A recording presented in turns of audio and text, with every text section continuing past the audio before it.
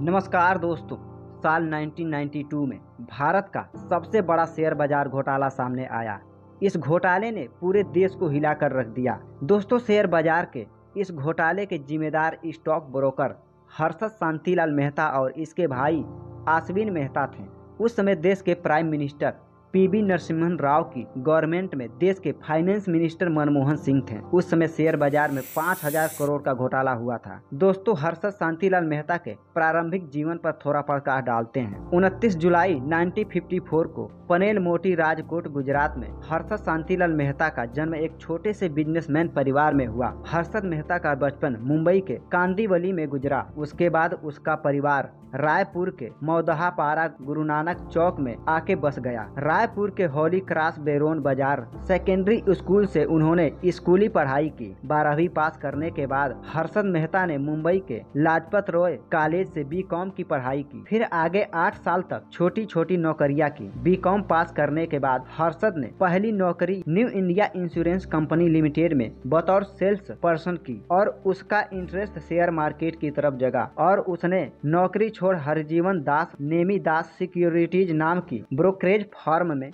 बतौर जॉपर नौकरी ज्वाइन कर ली और प्रसन्न परजीवन दास को अपना गुरु मान लिया। प्रसन्न परजीवन दास के साथ काम करते हुए हर्षद शांतिलाल मेहता ने स्टॉक मार्केट के हर पैतरे सीखे और 1984 में खुद की grow more research and asset management नाम की कंपनी की शुरुआत की और बॉम्बे स्टॉक एक्सचेंज में बतौर ब्रोकर में बर्सिप ली और यहाँ से शुरू हुआ स्टॉक मार्केट के उस बेताज बादशाह का सफर, जिसे आगे चलकर स्टॉक मार्केट का बिग बुल कहा जाने लगा। 1990 के दशक में हर्षद शांतिलाल मेहता की कंपनी में बड़े निवेशक लगाने लगे थे, मगर जिस वजह से हर्षद शांतिलाल मेहता का नाम स्टॉक मार्केट में छाया, वो एसीसी यानी एसोसिएटेड सीमेंट कंपनी में उनका पैसा लगाना शुरू किया। हर्षद मेहता के एसीसी के पैसा लगाने के बाद मानो एसीसी के भाग्य ही बदल गए, क्योंकि एसीसी का जो शेयर 200 रुपए का था उसकी कीमत कुछ ही समय में 9,000 हो गई। 1990 तक आते आते हर्षद मेहता का नाम हर बड़े अखबार मैगजीन के कवर पेज पर आए दिन आने लगा। स्टॉक मार्केट के हर्षद मेहता का नाम बड़े अदब से लिया जाने लगा। हर्षद शांतिलाल मेहता के 15,500 स्क्वायर फीट के सी फेसिंग पेंट हाउस से लेकर उसकी महंगी गाड़ियों के शौक तक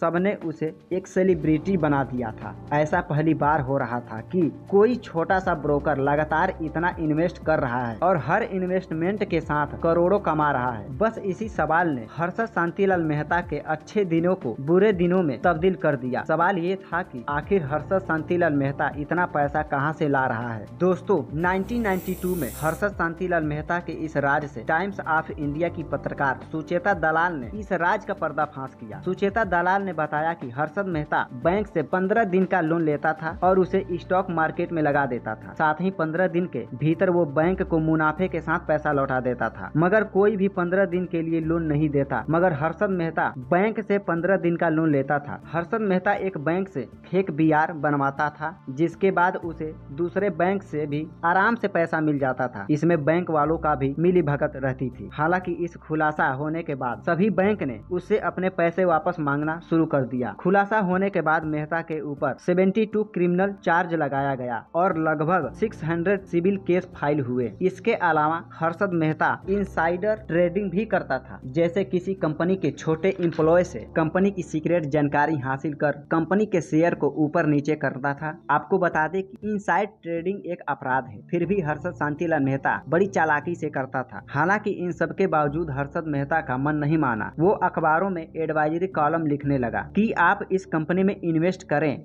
आपको फायदा होगा, या इस कंपनी में ना करें, इससे नुकसान होगा। बाद में पता चला कि मेहता सिर्फ उसी कंपनी में पैसा लगाने की एडवाइस देता था जिसमें उसका खुद का पैसा लगा हुआ है। इस मामले में मोड़ तब आया जब 1993 में उसने prime minister PV Narasimhan Rao को 1 करोड़ की घूस देने का आरोप लगाया। हालांकि इस पूरे मामले को सरकार और बाद में सीबीआई जांच ने भी सिरे से नकार दिया। इसके बाद उसे एक केस में सुप्रीम कोर्ट ने 5 ईयर की सजा सुनाई और 25,000 का जुर्माना लगाया। थाने जेल में बंद हर्षद मेहता को 31 दिसंबर 2001 को अचानक सीने में दर्द उठा और जब उसे सिविल अस्पताल में भर्ती कराया गया तो वहां उसकी मौत हो गई। दोस्तों, ये वीडियो अच्छी लगी हो तो वीडियो को लाइक करें और चैनल को सब्सक्राइब करें। मिलते हैं अगली वीडियो में, तब तक के लिए जय हिंद।